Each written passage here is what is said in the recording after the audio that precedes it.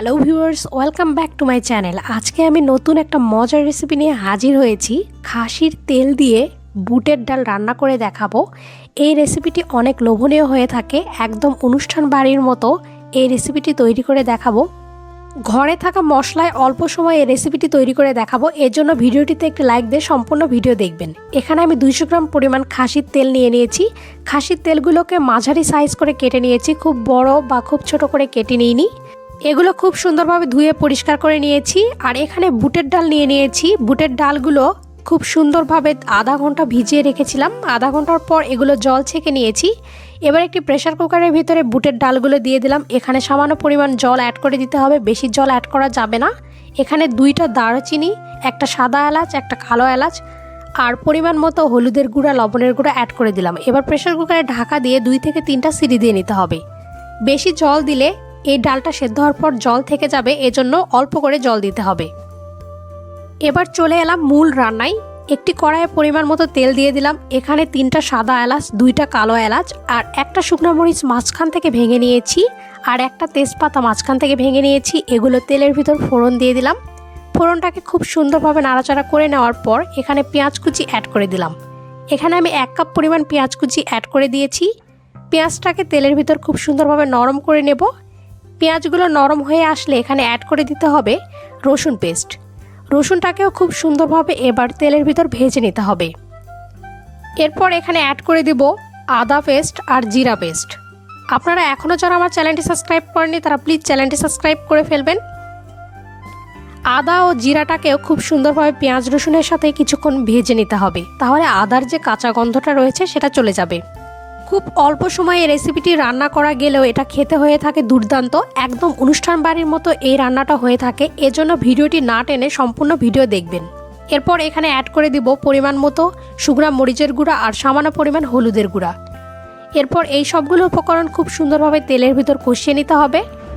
মশলাগুলো যাতে পুড়ে না যায় এ পর্যায়ে এখানে সামান্য পরিমাণ জল অ্যাড করে দিতে হবে। জলটা অ্যাড করে দিয়ে মশলাটা খুব সুন্দরভাবে কষিয়ে নিতে হবে।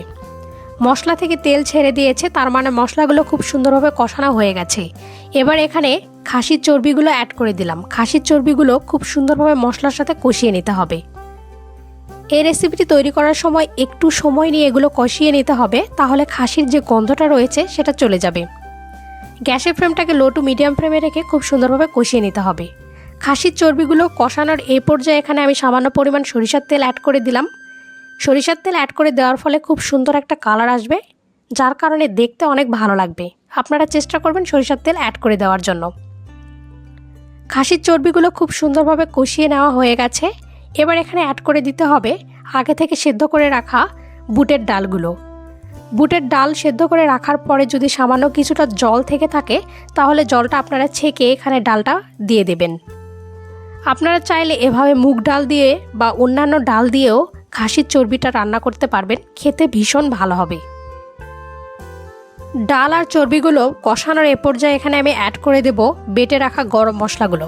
গরম মশলা অ্যাড করে দেওয়ার পরে এগুলো খুব সুন্দরভাবে কষিয়ে নিতে হবে আরও কিছুক্ষণ। আপনারা এখনও যারা আমার চ্যানেলটি সাবস্ক্রাইব করেনি তারা অবশ্যই আমার চ্যানেলটি সাবস্ক্রাইব করে ফেলবেন। এ পর্যায়ে এগুলো খুব সুন্দরভাবে কষানো হয়ে গেছে। এবার খুব সামান্য পরিমাণ জল অ্যাড করে দিব। দেওয়ার পর এটা আমি ঢাকা দিয়ে দেব। এবার এখানে পরিমাণ মতো লবণ অ্যাড করে দিলাম। লবণটা অ্যাড করে দেওয়ার পর এটা কিছুক্ষণ নাড়াচাড়া করে নিব, তারপর ঢাকা দিয়ে দেব। ঢাকা দিয়ে এটাকে আমি 3 থেকে 4 মিনিট রান্না করে নেব। 3 থেকে 4 মিনিট পর ঢাকাটা উঠিয়ে নিলাম। এ পর্যায়ে খুব সুন্দরভাবে এগুলো কষানো হয়ে গেছে, দেখতেই পাচ্ছেন। এবার এখান থেকে যে তেলটা ভেসে উঠেছে কিছুটা তেল আমি উঠিয়ে বাটিতে রেখে দেব, কারণ পরে এই তেলটা থাকবে না। পরিবেশনের সময় এই তেলটা উপরে দিলে দেখতে অনেক ভালো লাগবে, এজন্য তেলটা উঠিয়ে নিলাম। আপনারা চাইলে তেলটা নাও উঠাতে পারেন।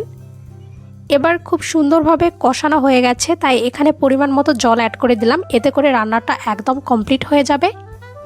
এবার ঢাকা দিয়ে দিতে হবে। ঢাকা দিয়ে 6 মিনিট রান্না করে নেব। এবার এখানে অ্যাড করে দিব কাঁচামরিচ। কাঁচামরিচটা ফ্লেভারের জন্য।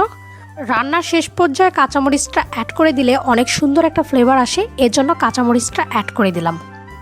এবার এটাকে ঢাকা দিয়ে দিব আরও 3 থেকে 4 মিনিটের জন্য। 4 মিনিট পর ঢাকাটা উঠিয়ে নিলাম। রুটি, পরোটা বা ভাত সবার সাথে এই ডালটা একদম পারফেক্ট। খুব সুন্দরভাবে এগুলো নাড়াচাড়া করে নিলাম। এবার এখানে অ্যাড করে দিব সামান্য পরিমাণ জিরা গুঁড়ো। ভাজা জিরে গুঁড়ো এখানে অ্যাড করে দেওয়ার ফলে অনেক সুন্দর একটা ফ্লেভার আসবে। ভাজা জিরে গুঁড়ো এখানে অ্যাড করার পর আরও 2 মিনিট এটা রান্না করে নিয়েছি। এরপর এটা পরিবেশনের জন্য একদম রেডি। দেখুন কতটা লোভনীয় হয়েছে এই ডালটা। খাসির চর্বিগুলো অনেক মাখো হয়েছে, মুখে দিলে জাস্ট মিলিয়ে যাবে। তো এই রেসিপিটি ফলো করে আপনারা বাসাতে অবশ্যই ট্রাই করবেন। আর রেসিপিটি কেমন লাগলো তা অবশ্যই আমাকে জানাবেন। নতুন নতুন রেসিপি পেতে অবশ্যই আমার সাথেই থাকবেন।